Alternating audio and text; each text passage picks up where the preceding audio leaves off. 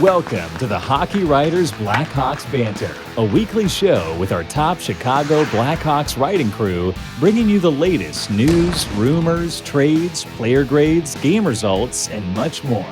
From training camp to the playoffs, from Chelsea Dagger to the Madhouse on Madison, our team covers everything that happens with the Hawks. So get comfortable, grab a beverage. It's time for some Blackhawks Banter. Blackhawks Banter. Hello, everyone, and welcome to the latest episode of Blackhawks Banter, presented by the HockeyWriters.com. My name is Greg Boyce, and I'm your host. And as always, I am joined by my fellow Blackhawk colleagues over at THW, Gail Couchup, Brooke Laforno, Sean Filippelli. Hello, and welcome in, everybody. How is everybody? Good. Doing well. Awesome. This is our first episode of 2022. So I know I speak for all of us when I say happy and healthy new year to all of you listening in. This is episode 59 of the Blackhawks Banter, the Rob Klinkhammer episode of Blackhawks Banter. One of my favorite hockey names ever. One of only three guys to wear 59, but we're going to jump right into the week that was for the Blackhawks. And it wasn't a good week, and it was supposed to be 4 games.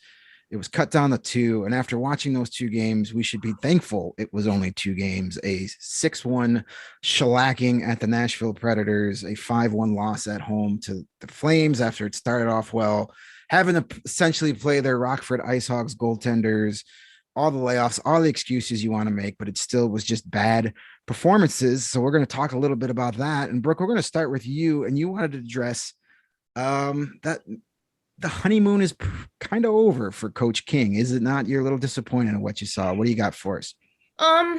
Okay. So I understand from a coaching standpoint, it's easy to be a spectator and kind of be tough based on what you see. And if I was a coach, it'd probably be different that way. Like I probably wouldn't say what I tell people to say, but Derek King's reaction the last couple of games kind of concerns me a little bit.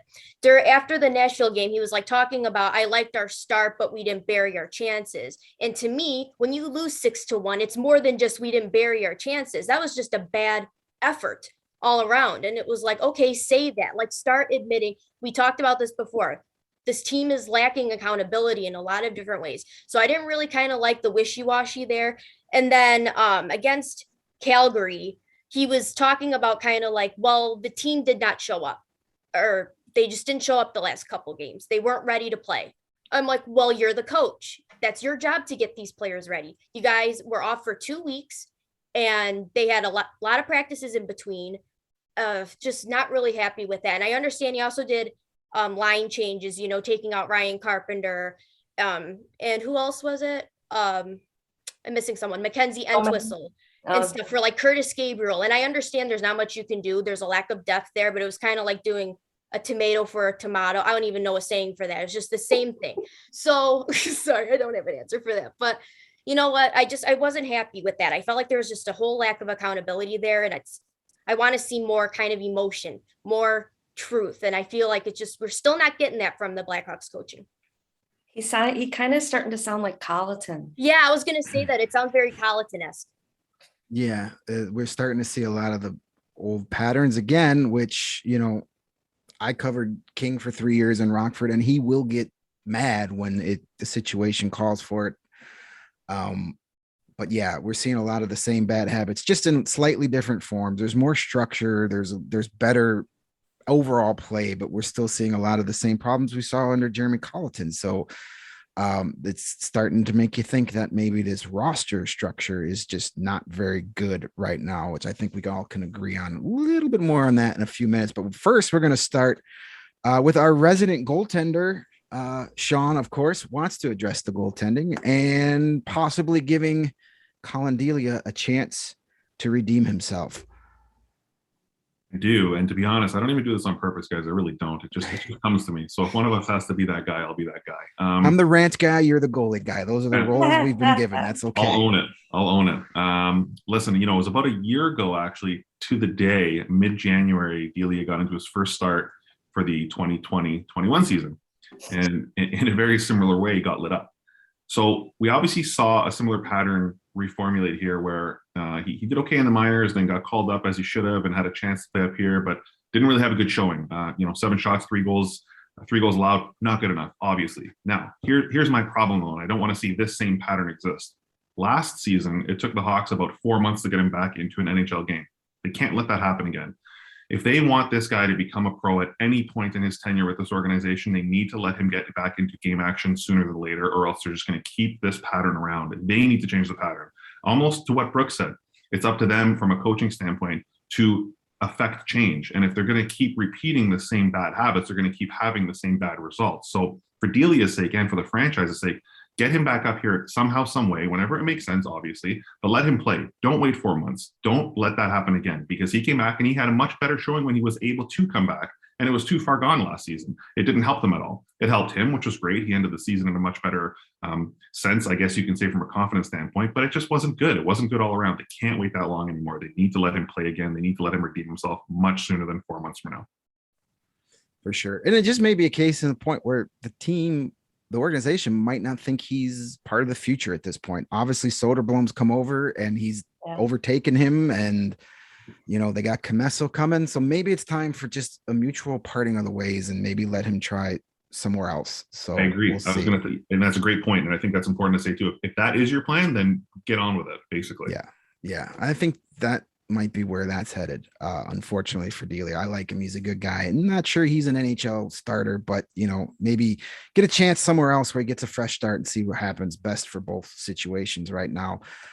Gail, we'll talk. You wanted to talk about kind of a little bit what Brooke started on the lineup choices by Derek King and specifically how many quote unquote enforcers we got out there. And it's really not making much of a difference because guys are still taking runs at our players. Gail, what do you want to talk about regarding that? Yeah, and I know that you brought this up before and we've talked about it before, but it just really, really frustrated me this last game, the decision and this obsession with having an enforcer. And I know that Derek King had said that that's why he wanted Curtis Gabriel to come on, he wanted this enforcer. But let's think about this for a minute. Okay, the Blackhawks are having a hard time scoring, right? So, okay, they scratched the 2 players that had 0 shots on goal in the Predators game. And that was, Brooke, you mentioned it, Ryan Carpenter and Mackenzie Antwistle. Okay, so, but then you replace them with Hosea Slavin and Curtis Gabriel. Slavin I'm okay with because he played a couple games before. He did well. He looked pretty good in the lineup. Give the kid another shot, right? But why Gabriel? I don't get it, so he can come and dish out 5 hits in just 6:39 minutes of play. What good is that? What good is that doing? He can't play center, whereas these other guys can, Slavin, Antwistle, Carpenter, Juju Kara, they have all played center before. They all have their big bodies with that grinding style play, just like Curtis Gabriel. They have a little bit more they have something to offer offensively. And you said it as well just now, Greg, that it's not Curtis Gabriel with his 5 hits isn't scaring anyone because they were still taking runs at Brandon Hagel. I'm not really sure why they signed this guy. I know they signed him when Carl was out. But it's just, to me, it's taking away a spot out of the lineup from somebody that would better served in there. Hard to argue with that. Yeah, they got too many of the guys that do the same type of thing. And again, that's more roster construction. I mean, Derek King can only play the guys he's got available, and they just have too many of the same guy on this roster right now. So, but the fact that Derek King said that he requested that the Blackhawks acquire an enforcer is concerning. Yeah. Because you see that the team can't score, and that's what you're focused on. Yeah, again, hard to argue. It's head scratching. I always like to point out the fact that when people say you need these type of guys, remember that play when Rafi Torres almost killed Marian Hossa on the ice? How can you forget? That happened 3 feet away from Brendan Bolig, who was supposed to be on the roster to stop that sort of thing. So that whole thing about enforcers stop guys from taking runs at your star players, it's a myth. It's garbage. And you're pretty much wasting roster spots on guys that can't help out a team that desperately needs offense. And speaking about desperately needing offense, my little topic here is to try to think of what happened to Patrick Kane and his ability to score goals. Remember when he used to do that all the time? Those were fun days. Yeah. Now, don't get me wrong. He still leads the team in points, 26 points. You can thank Alex DeBrincat for getting a lot of those points. It seems that he's always got the assist on his goals, which is great. It's part of his job. He's always been a big assist guy, but he's just not scoring goals. He has 7 goals this season, 28 games. He hasn't scored a goal in 9 games. He's only got 2 goals in his last 21 games. If you add last season to this season, he's got 22 goals in his last 84 games. He's on pace for 20 goals this season, which would be a career low. I don't know. I mean, it's hard to rag on a guy that's been so good for so long. And as I said, he still leads the team in points. He's second in assists behind Seth Jones. But you got to start scoring. Like, this team needs somebody besides Alex DeBrincat to provide all the offense. And yes, he's setting them up, but he's kind of, I don't know. He's got to have that, whatever it is, that killer instinct. I just don't see that out of him a lot of nights. And he's got to find a way to start scoring as well as the assist. Because if you get both of those guys starting to be dangerous, then good things can happen. This team needs offense in the worst way. And he's been one of the best goal scorers, offensive providers in team history. And maybe it's just, Father Time finally winning. He wins in the end every time. He's undefeated. Sometimes it just takes him a little longer to win the match, but he always wins. And maybe we're starting to see that, unfortunately, with Kane. And, obviously we could say that about Taves too. So yes, it sucks to watch these guys who meant so much to this organization start to decline, but I still think Kane can do it. And this team needs him to start scoring goals as well as dishing it off to number 12. Now it's going to wrap up our week that was segment, and we're going to move in this we looked back to topic number 1, topic number 2. We're going to look forward. This week in our preview post, we decided to do some New Year's resolutions for the Blackhawks for 2022. I know we did a Santa Claus wish list a couple weeks ago, but this is a little more, this is different. This is a little more specific. We're focusing on things that the Blackhawks didn't do too well in 2021 that they need to make resolutions to be better in 2022. And Sean, you're going to start off with one of the biggest issues this team has had for a long time, and that's faceoffs. What do you got for us? I mean, listen, simply stated, if you want to have possession of the puck, you need to win faceoffs. It's really quite that straightforward, and this team is just not doing a good enough job at the dot. The tricky part is, if people just want to look at game summaries or box scores, sometimes it looks like the Hawks did okay on the faceoff. In regards to faceoffs. If you look at the national game, it looks like they did all right. 70% of those draws that game were because of Jonathan Taves. So it's important to recognize that there's a lot of disparity on this lineup right now as far as who's getting the job done and who's not. They can't continue to rely on Taves to be the best at this, and frankly, the only one who's being the best at it. He's there to do that job. It's nice to have him back so that he can accomplish in that regard, because he wasn't there to do it last season. But that doesn't give everyone else a free pass to be bad at it. This whole team needs to step up, practice that skill, and improve. Up and down, all 4 lines, they're not good enough. When you look at other teams that can compete, like the Colorado Avalanche, the St. Louis Blues, they have much more balanced face-off winning percentages for all 4 lines. They can roll 4 lines, and all 4 of those centers can win draws, but more often than not. The Hawks cannot say the same, and they need to improve in that regard. If they're going to have any semblance of success, they have to find a better way to balance at the dot and balance their dominance at the dot. Simple. For sure. I mean, look back at those Stanley Cup years. Why were the Hawks so good? They always had the puck. You win more games when you have the puck than when you don't. And good way to have the puck is win those faceoffs. So important. Brooke is our face-off guru, so I'm sure she agrees.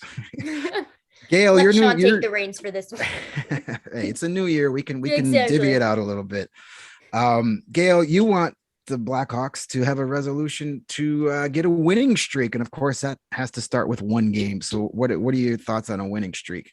Yeah, New Year's resolution. I would love to see a winning streak. After starting 1-9-2 under Jeremy Colleton, the Blackhawks actually won 4 games in a row, if you recall, when Derek King came to the helm. Remember those days? 4 games in a row. But then since then, they've literally won a game, lost a game, won a game, lost a game, until their last 4 contests, which we know they've lost, even though 2 were in overtime.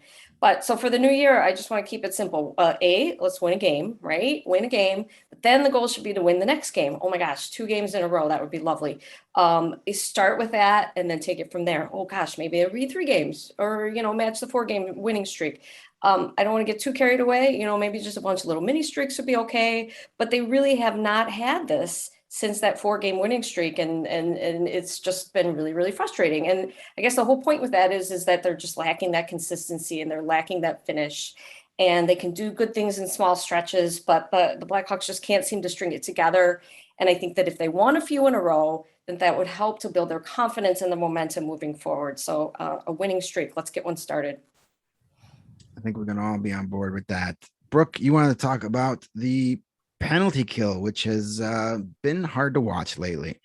Yes, I'm kind of over the penalty kill, to be honest, because it was like I think fifth best in the league to start the season, and then all of a sudden they're close to last in the league, and to have that big of a drop is honestly amazing to me. I don't even know how that's possible. It's just very bad. I think on the broadcast they said in the Blackhawks last 12 games, opponents have been having a power play percentage of 50% against the Hawks, which again is incredible. I don't know how that happens, but you saw yesterday they actually killed, I think, 2 of 3, which is pretty good, but that was mostly because Soderblom was outstanding. I don't really think it was them, it was the goalie. So I'm so proud of him. And I know, guys, I'm sorry, our viewers, it probably sounds like we're all in terrible moods. We're really not. It's just we just really just want improvement anyway, just a little bit. And they have to have a better penalty kill. That's just what it is, because they're not going to win if this keeps happening. Agreed. Faceoffs, penalty kills, very important in successful hockey, and they're struggling at both. Something that I'd like this team to do better in 2022 is just have a better attention to detail and do the little things better. As we've discussed, not only this episode, but in the past, this team's roster is just, it lacks talent. It lacks scoring depth. So you can't afford to not be aware on the ice. You have to pay attention to detail. You have to do the small things well in order to help in the big picture. You can't be unaware on the ice. You have to know where you need to be, both in all 3 zones. You have to know what your spot of the ice is, what your assignment is when, say, your defensive partner pinches in or goes to cover the other end of the ice. You have to be aware of all the moving parts and what your responsibilities are. You just can't let guys stand in front of the crease. You just can't let guys skate by you unless you know you got somebody behind you to help you out. It's those little details that this team just doesn't do right. And we saw it these last 2 games. It's that attention to detail. They're just not good enough to get away with making the same mistakes over and over again, and very correctable mistakes. Some of these mistakes that they make aren't because they're of a lack of talent. It's a lack of focus. And again, that's partly a coaching issue. If you don't have players that can focus, it's time to get new players. So pay attention to the small things, do those better, and then focus on the bigger things after that. I think that's a simple request, but we shall see. I think they honestly just need to put us in there, I'll help fix the penalty. I'll be out there for the penalty kill. Gail, you can help them win. Sean, you could be the goalie. They're going to need to offer a pretty good health insurance package to get me on ice skates. I'm just going to say that right away. We'll take a quick second here to just give you a little bit of reminders that if you're watching on our YouTube channel, the Hockey Writers YouTube channel, please hit the subscribe button if you haven't already. And after you're done watching this episode, you can click around and check out all of our other great shows we've got going on through the Hockey Writers Network. Plenty of good teams. We got individual team shows, NHL rumors shows, prospects, anything you want to learn about, hear about, discuss, we got it, you covered. Don't forget to sign up for that Morning Skate newsletter as well. morningskate.io. What's your email address? You'll get all the latest news and information sent right to your inbox. Also, we have the Hockey Lounge server on Discord. You can come aboard and chat with a lot of our writers who are active over there as well. We love hearing from you guys, whether you're commenting on YouTube, over on Discord, or reaching out to us on Twitter. We love to hear from you guys, so keep that up as well. So we're going to go through our last 2 topics. We're going to be go through these quickly. Topic 3, we like to give out a little shout out, a little recognition to players, maybe for good, maybe for bad. We don't know. But Gail, we're going to start with you, and you wanted to talk about Jarret Karri and what he has done since he's returned. Yes, I would like to mention him because, like you said, he returned to the lineup after concussion protocol. Awful hit by Jacob Trouba on December 7th, knocked unconscious before he even hit the ice. It was tough to see. He has a history of concussion issues, so obviously everybody was very concerned, which is why it was surprising in an awesome way that he recovered sooner rather than later, returned to the lineup for these last 2 games. And it was really good to see him back. So In the Predators game, 1356 minutes of ice time, 3 shots on goal, 1 hit. He even won 2 of 3 faceoffs. And in the Predators game, what did he do? 1302, 1 shot on goal, 4 hits. And what's the deal with the Michael McCarron? Basically tried to fight him like right after you got a concussion protocol. Who does that? I mean, seriously. Anyway, okay, so then he was actually promoted to from the 4th line to the 2nd line in the 3rd period of this last game, replacing Dylan Strome, who, by the way, can we just trade him already because it would just put everybody out of their misery. He doesn't seem to work out anywhere that they put him, but I'm sorry, we're not talking about Strome, we're talking about Kara. Kara does his job. He's a reliable player. He's hard to play against. He's a grinding player, and they can even trust him farther up in the lineup to complement other players. Excellent utility player. He can play center. He can play either wing, and I just look forward to how he can continue to contribute. Yeah, it was good to see him back, contributing in any way possible after that scary situation a few weeks ago. Brooke, you wanted to bring up Dominik Kubalk, for good or for bad? What's going on with our buddy? I kind of say this as both, but do you know what? Yesterday or last night, the game against Calgary, he led the team in shots with 5. Against Nashville, he was 2nd on the team in shots at 4. So at least we're seeing he's more noticeable. At least before it was just like he was completely invisible. At least now we're starting to see him a little bit. I don't know. Something still looks off to him in my eyes. He still looks a bit passive, like just still like not himself. I don't know what's going on there, but at least he's noticeable now, and maybe that will get better as it goes on. I hope it does because the team needs him to, and we know what he's capable of. So it's good and bad, but I'm going to say this as a good thing because, like I said, he did a pretty good job. It's just didn't go in. I agree. Yeah. Blackhawks definitely need him to step it up. I need him to step it up. I picked him to lead the team in goals this year. That's not working out so well. Probably not. Sean, Arvid Soderblom, that he gets your recognition. What did you see from him? Well, it's funny, you look back last season and we had another youthful newcomer who wasn't expected to be thrown to the wolves as quickly as he was in Kevin Lankinen, and it seems to be the same storyline playing itself out. Soderblom's thrown into the game, not expected in that first of the back-to-back, but comes in, handles a hefty workload, likely not the debut he expected or anticipated. Not an ideal result, but the reality is he went in there and managed the game as best as he could. Then he plays a second night, second in a row, second NHL game in a row, and stands on his head. I mean, again, not a great result, but you can't fault the goalie here. I mean, we all watched that game. We all saw what he did. We all saw his composure and his confidence and his calm. Again, similar to kind of what we saw out of Lankinen when he first started getting the starts last season. And you got to applaud that. You got to applaud this kid for, again, being thrown to the wolves. I don't know how else to put it. This team's not playing well. We've all addressed that this entire episode. And yet you bring in a kid who was just signed in the offseason and say, go, have at it, and let's see what you can do. And he managed the workload. It doesn't matter that they didn't get the wins in these particular instances, because you can see the showcase of skill from Soderblom and see what he can do, and we can just expect more of that in the future. So, not an ideal start from a result standpoint, but he looks good, and I'm happy to see that, because happy that he's getting the work in now, because it's just going to help him down the line. Yeah, he's been impressive. I've seen all of his starts down in Rockford, and facing a ton of shots is nothing new to him. I think he's averaging 35, 36 shots against each night. He's made over 40 saves a couple of times. He's been really good in his first year in North America, still young, still very inexperienced. So, Fleury's back. Hopefully we get Lankinen back, send Soderblom back to Rockford and let him, get at least the majority of the starts down there. And we'll see what we got here in another year or two, but definitely impressive performance. I'll talk about an impressive performance, and that's from Henrik Borgstrom. It's like last week, I named Kirby Dach the most disappointing player, but I almost picked Henrik Borgstrom because he's just been, yes, he's dealt with some injuries. He's dealt with illnesses that he took forever to get over, non-COVID related. This was a guy that supposedly had this big upside, just hasn't shown it in the NHL.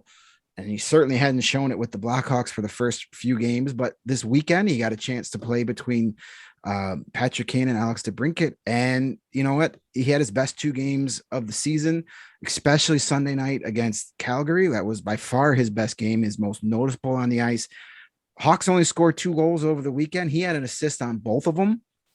In fact, that Alex DeBrincat goal against Calgary, that was all Borgstrom. Yes, Kane made the nice pass to set up the goal, but Borgstrom beat out 2 flames in the corner for the puck and got the puck over to Kane. Without that play, that goal never happens. The Hawks need more of that. They need more of those guys who are willing to get in there and get the puck. He's doing that. He had 20 shifts against Calgary, only the 3rd time all season he's had more than at least 20 shifts in a game. As I said, he had assists in both of those goals over the weekend. He actually has a 3-game point streak. If you go back to December 9th against Montreal, he scored a goal. That was his last game. So he's got points in 3 straight. At first I was like, I don't like him in between Kane and DeBrincat, but hey, let it go. I think he's getting some confidence. He feels the coaching staff is confident in him now. So let's just let it roll. Let's see what he can do. He can't do any worse than anybody else that's been in that role so far. So I like what I saw out of Borgstrom. Let's see if he can keep it up this week. And we're going to get into our final quick fire round, the shootout round, our normal weekly segment here. Is we're going to end our show with some rapid fire questions and answers. And we just talked about the week ahead, and the Blackhawks do have a tough week ahead if everything goes off as planned. They got the Colorado Avalanche coming to town Tuesday night, and then road games at the Arizona Coyotes and Golden Knights in Vegas to finish out the week. 6 points up for grabs. How many points are the Blackhawks getting this week, Brooke? Do you know what? I'm gonna say 3. They actually don't match up bad against the Avalanche terribly, so I think maybe they might get 1 point at least out of them. The Coyotes definitely. Golden Knights, no, I don't see it. They always struggle against them. John, how many points? I'll agree with 3, but I'm going to flip the rationalization there and say that the Hawks are better and will show up for Fleury against the Golden Knights. Fleury's going to have an outstanding game. They will win that game, and they'll go into OT in one of the other 2, so they'll get 3 points. Ooh. All right, Gail, what is your prediction for this week? 3 points, no way against the Avalanche. Hopefully, yes, they can pull it together against Coyotes, and I'm saying 1 point against a tough overtime loss against the Golden Knights. I'm going to go with just 2. They're not beating the Avalanche.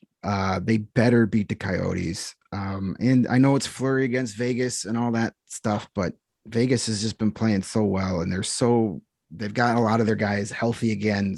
It's on the road. I don't know. I don't see it. Hopefully I'm wrong, but I'm going to go 2 points. Round number 2 of the shootout, kind of hinted on this a little bit last topic, but who do you think should be the center between Kane and DeBrincat? Sean, we're going to start with you. While they can still increase his trade value, get Strome in between the 2. Brooke? Do you know what? I think maybe Borgstrom. I hated that at first, but if it's kind of been looking okay, then why not? Gail, who do you think belongs in the middle? I almost said Strome as well, because I think that's where he plays his best. And I just don't think Borgstrom, I don't know, just that one game, this past game, I don't know if that's enough of a size, sample size. Maybe he'll do better. I just don't think he's proven it yet. So I'm going to say, well, maybe they should try Philip Kurashev in there. Ooh, Okay. I like that. He's been playing good. I was going to say Dylan Strome too, just for no other reason but to get his trade value up, because it's zilch right now. Exactly. But if not him, let Borgstrom get another couple games and see what happens. They're going to switch it in a game and a half anyway. So, we'll have this question back next week, probably. Yeah, right. Shootout round number 3, when all the defensemen are healthy and ready to go, who should be your 6th defenseman dressing on a nightly basis? Caleb Jones or Erik Gustafsson? Gail? I think that they need to forfeit Gustafsson. I don't care about his quarterback in the second power play unit. Go with Caleb Jones. But, just as like let's think about this. Maybe Wyatt Kalynuk is ready to come back from Rockford. I'm okay with that move too. Brooke, who's Caleb or Gustafsson? Love Kalynuk too, but out of the 2, it has to be Caleb Jones. Yeah. Sean? Yeah, I think we collectively feel a lot less anxious with Caleb Jones out there, so put him out there. Yes, I, of course, am all #Team Kales charter member. It's time to take the Gus bus and drive that sucker off a cliff. Enough is enough. I don't care. power play points, and then he gets knocked off the puck and gives up a shorthanded goal. Get this bum out of town. It's over. Caleb Jones is young and has a future. Yes. Gustafson, it's time to drive an Uber, buddy. All right, shootout round number 4. Should the Blackhawks wait until the March 21st deadline to trade Marc-Andre Fleury? Brooke, what do you think? I would say no, but realistically, yes, so that they know if Fleury wants to be moved or not. Sean, what do you think? If they can get an attractive enough package in the meantime, which I feel like will probably be coming their way, then yes, they should move him before the trade deadline. Gail? I just feel like they would get the best value for him at the trade deadline, so maybe they should wait till then. I don't want to see him go. Yeah. Yeah, I don't think anybody wants to see him go, but it's going to happen. I say once the right offer, once you get what you think he's worth, you make the trade. Right. This team's not making the playoffs. It makes no sense to hang on to him and risk him getting injured and then getting nothing for him. So when the right offer comes, make the trade. I'd feel a little more comfortable if there was an actual GM on this team, but that's another rant for another episode. Yeah. 5th and final round of the shootout. Last question. Is it time to call up Lukas Reichel from the Ice Hogs once he's cleared of COVID protocol, which actually happened today? Sean, what do you think? 100%. And then put him between Kane and DeBrincat. Gail? I don't think that they should burn the first year of their contract. So I would say no to wait until more towards the end of the season and give him a shot then. Brooke, what do you think? I said they need offense, but something's telling me no. I don't know why. It's just telling me no. Yeah, I'm preaching patience with Lukas Reichel. He's played well in Rockford, but he's still got a long way to go. There's nothing wrong with developing in the AHL. Cough, Kirby Doc. Take your time. Maybe give him a couple games at the end of the year as a nice reward, but let him play in the AHL and learn the North American game and the systems down there instead of the pressure of the NHL. Right. If I can just touch on that, Reichel just seems like the kind of guy, though, that just shines in this kind of spotlight. So to me, that's where I think it would help him. But that's just my take. He just looks like he really wants a spotlight, and I think it would really boost him. Sean, in your defense, I really do feel like if he did come here, I think we'd all be pleasantly surprised that he's ready. He's probably ready. I just even think for his development. I mean, I agree with Greg. Like, let him have the rest of the year. Just get him up here for a few games. Let him see the spotlight and really open his eyes to realize what's ahead. Yeah. It's not a bad problem to have a really talented guy in the minors, but I want them to be patient. We've seen too many of these young guys get rushed up and it doesn't do them any good. And then they get traded to Columbus or Arizona or Carolina. Anyway, that's going to wrap up the shootout. And that's going to wrap up this episode, the Rob Klinkhammer episode of Blackhawks Banter. Once again, thanks to Sean, Gail, and Brooke for chatting Blackhawks with me this week. And real quick before we go, we all at the Hockey Writers want to thank you guys for a record-setting year. We had over 59 million page views on the website through 2021. That's amazing. That's just, it blows my mind that many people are checking us out. And I know I can speak for all of us, not only here on the show, but across the site. In thanking you guys for all your loyal readership, as well as promising you more extensive content through 2022. We're all excited to keep it going and have an even bigger year this year. So thank you, everybody, for clicking on the website, watching and listening to the podcast. We appreciate it. If none of you guys did that, we wouldn't be able to do this. So we're all grateful. Once again, check us out on YouTube, subscribe to the channel, or follow us wherever you get your podcasts. Follow us on Twitter, sign up for that morning skate newsletter, join us over on Discord, and please be healthy, safe, and have a great 2020 and a great week. And we'll catch you back here next week on Blackhawks Banter. Thank you, everybody.